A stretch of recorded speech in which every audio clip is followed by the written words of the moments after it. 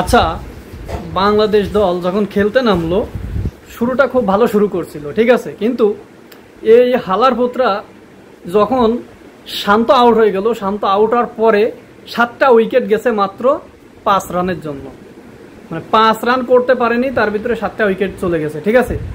এরা আসলে কি করতে বাংলাদেশ দলে খেলাধুলা করে? এদেরকে শুধু শুধু বেতন দিয়ে তো কোনো লাভ নাই। আমরা বাংলাদেশ ক্রিকেট টিমকে এখন বয়কটের শুধুমাত্র বয়কট করার অপেক্ষায় আছে, ঠিক আছে। বাংলাদেশ ক্রিকেটের মানে যতবারই ভাবি যে খেলা দেখবো না, কিন্তু ওই যে দেশপ্রেমের একটা টান আছে না, এই কারণে খেলা দেখতে হয় আর কি, দেখি, হ্যাঁ, কিন্তু যতবারই দেখি ততবারই শুধু হতাশ হই। এদের থেকেও আমাদের মানে পাড়ার ক্রিকেটাররাও ভালো খেলা করে, বুঝছেন। মানে পাড়ার ক্রিকেটে আমাদের কয়েকজন ভালো ভালো প্লেয়ার রয়েছে, তাদেরকেও দিলে ওখানে অন্তত এই যে 245 রানের টার্গেট 50 ওভারে। তো আমাদের পাড়ায় যারা খেলাধুলা করে, যেমন কয়েকজন নাম যদি বলি, আবুরেরা, ওবায়দুল্লাহ, তারপরে হাদিউজ্জামান, এরা যদি ওখানে গিয়ে খেলাধুলা করে না, ওই 245 রান করতে 30 ওভারও লাগবে না এদের, ঠিক আছে। তো শুধু এই বাংলাদেশ ক্রিকেট দলের এই মানে যে জনগণের টাকা ওদেরকে বেতন দিয়ে শুধু অর্থ নষ্ট করার কোনো প্রয়োজন আসে না, ঠিক আছে।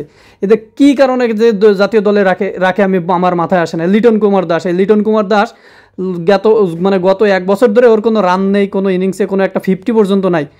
ও কিভাবে জাতীয় দলের মানে ওয়ানডেতে ওর একাদশে থাকে, ঠিক আছে। এ সমস্ত ক্রিকেটারদের দিয়ে কি ক্রিকেট খেলানো যায়?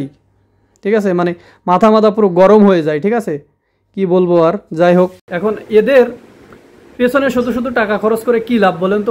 শুধু বাংলাদেশ সরকারের এই টাকাগুলো, অর্থগুলো নষ্ট, মানে আউটপুট হচ্ছে জিরো, আউটপুট কি একবারে জিরো, তাই না?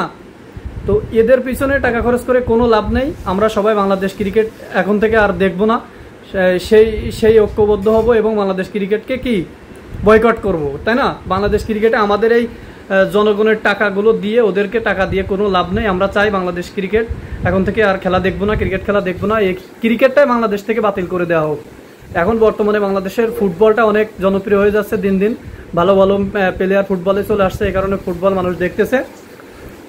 তো বাংলাদেশ ক্রিকেট আস্তে আস্তে ধ্বংস হয়ে যাক, বাতিল হয়ে যায়, বাংলাদেশ থেকে ক্রিকেটটা উঠাই দেওয়া হোক, এটাই হচ্ছে আমাদের দাবি। এখন সময়ের অপেক্ষা, ঠিক আছে।